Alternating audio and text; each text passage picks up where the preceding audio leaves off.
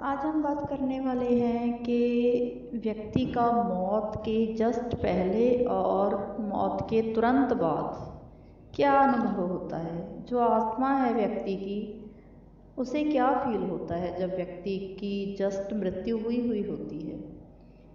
पहले बात करेंगे कि मौत से पहले। मौत से पहले के जो अनुभव हैं वो अलग अलग देखने को मिलते हैं, लगभग 3 तरह के।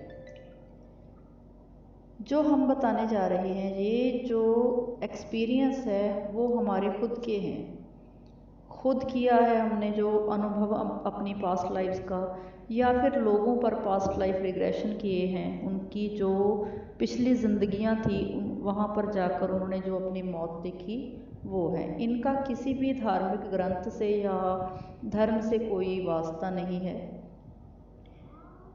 तो आज हम बात जो करने जा रहे हैं वो अपने अनुभव के आधार पर ही है। मृत्यु के तुरंत पहले, थोड़ा समय पहले की जो बात है वो अलग अलग तरह के लोगों के अलग अलग अनुभव देखे गए हैं। जो लोग धर्म से जुड़े हुए होते हैं, ध्यान से जुड़े हुए होते हैं, या ईश्वर के साथ लीन होते हैं जो लोग, उनके जो अनुभव है वो बड़े प्यारे होते हैं। उनको मौत आती नहीं, वो मौत में प्रवेश करते हैं किसी उत्सव की तरह। उनका जो कहना होता है मोस्टली कि उन्हें महापुरुष टाइप जो आत्माएं हैं, जिन्हें हम देव रूहें कहते हैं, वो उनको लेने के लिए आती हैं और वो बड़ी खुशी के साथ इस जश्न में शामिल होते हैं जिसे मृत्यु कहते हैं। दूसरे नंबर पर वो लोग आ जाते हैं जो साधारण ज़िंदगी जीते हैं, जिन्होंने ना बहुत अच्छा किया है ना बुरा किया है भगवान से, जिनका थोड़ा बहुत कोई नाता है, ज़्यादा नहीं। ऐसे लोगों की जो मृत्यु है वो साधारण ही देखने को मिलती है। थोड़ा किसी का अच्छा किसी का बुरा मिक्स जो अनुभव मिलते हैं। इनको लेने के लिए मोस्टली ऐसी आत्माएं आती हैं जिनको इन्होंने कभी इस जन्म में या किसी पहले जन्म में अपना इष्ट माना हो, मोस्टली इसी जन्म में जिसकी मृत्यु की हम बात कर रहे हैं। जैसे कोई हनुमान जी की पूजा करता है, कोई किसी जिसकी भी पूजा करता है, मोस्टली उन्हें वही दिखाई पड़ते हैं मृत्यु के समय, अगर वो ठीक से नॉर्मल अगर उनकी मृत्यु हो रही है तो। अगर अकाल मृत्यु हो, उसका इससे कोई संबंध नहीं, कोई सुसाइड कर रहा है तो भी इसका उससे संबंध नहीं है। कोई भयानक बीमारी से, दर्द से कराहता हुआ मरे या बेहोशी में मर जाए, एक्सीडेंट में मर जाए, तो उन लोगों के साथ ऐसा अनुभव नहीं होता। तीसरी तरह के वो लोग होते हैं जो जैसे तांत्रिक हैं, ऐसे लोग जो ज़िंदगी भर दूसरों का बुरा ही करते रहे हों, जिन्होंने दूसरों पर अत्याचार ही किए हों। तांत्रिक ना भी हो लेकिन बुरी तरह से ज़िंदगी जी हो, दूसरों का नुकसान करते हुए, दूसरों को दुख देते हुए, तो ऐसे लोगों का जो अंतिम समय है वो भयानक होता है। उनको अंतिम समय में यमदूत दिखाई दे पड़ते हैं, भयानक शक्लों वाले। ऐसे जो लोग होते हैं वो मृत्यु से बहुत डरते हैं, क्योंकि उन्हें लगता है कि ज़िंदगी भर जो उन्होंने गुनाह किए हैं वो एक एक करके उनके आगे चलने लगते हैं फिल्म की तरह, और वो बहुत डरते हैं क्योंकि उन्हें लगता है कि अब उन्हें इस चीज़ की सज़ा मिलने वाली है। वो उन लोगों के साथ जाना नहीं चाहते और उनको खींच खींच के ले जाया जाता है। इस तरह 3 तरह के जो अनुभव है वो देखने को मिलते हैं।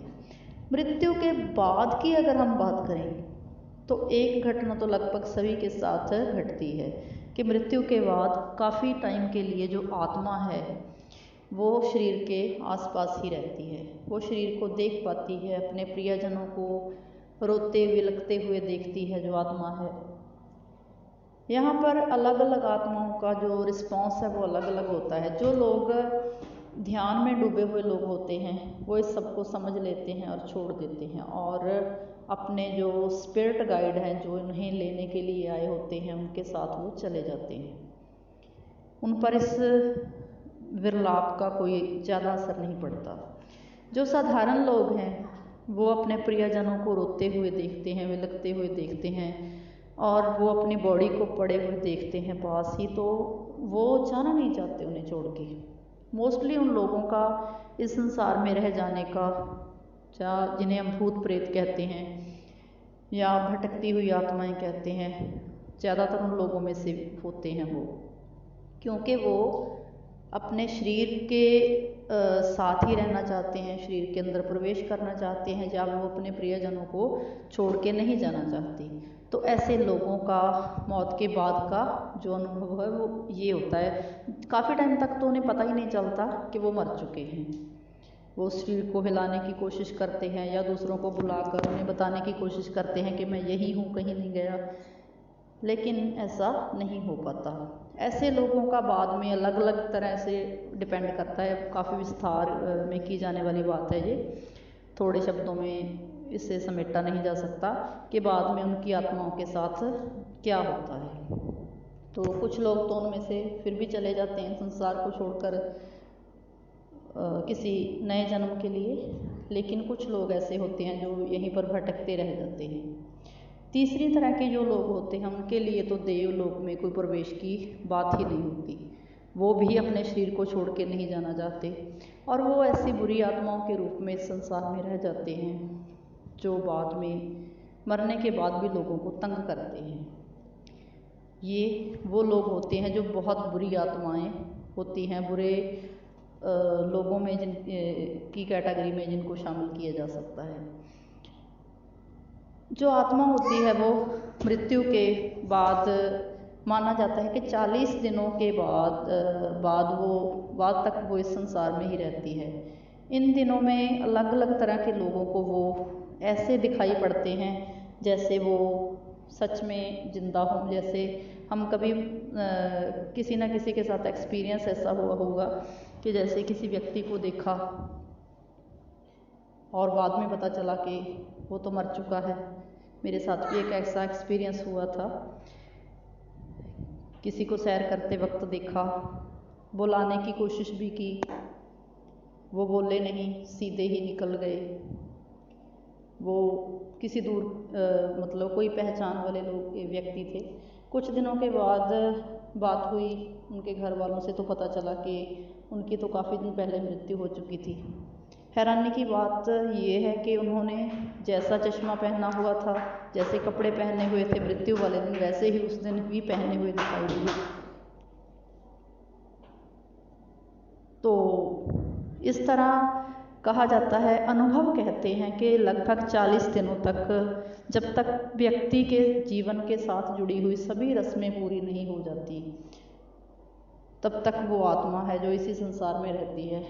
फिर उस आत्मा को इस संसार को छोड़ के जाना पड़ता है, या तो छोड़ के जाना पड़ता है या फिर वो परमानेंटली किसी भूत प्रेत की कैटेगरी में आकर यहीं पर भटकती रह जाती है। इन दोनों चीज़ों के अलग अलग कारण हैं, कौन भटकते रह जाते हैं और कौन आगे चले जाते हैं, इनके अलग अलग कारण हैं। आने वाले दिनों में हम और वीडियो बनाएंगे तो उनमें डिस्कस करेंगे। फिलहाल आज इतना ही।